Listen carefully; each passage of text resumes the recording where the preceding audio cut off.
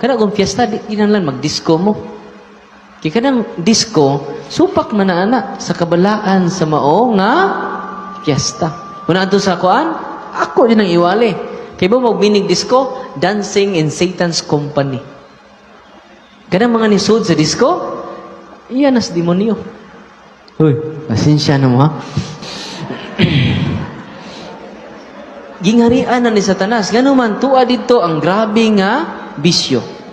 Tuwa dito ang mga grabe nga kalawayan. Mahubog na ang inyong mga bata in town, ang mga dalagita, nagpapuok. Sunod adlaw, nabuntis na. Tungod na sa kalawayan na naa sa disco. Tinoo dili.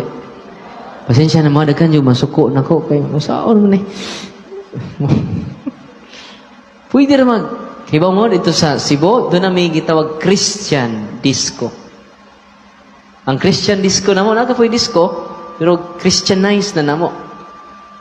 Nakapoy sayo-sayaw, Christianized na namo. Yan ay mga program, yan, nag-promote sa kinaiya sa mga santos.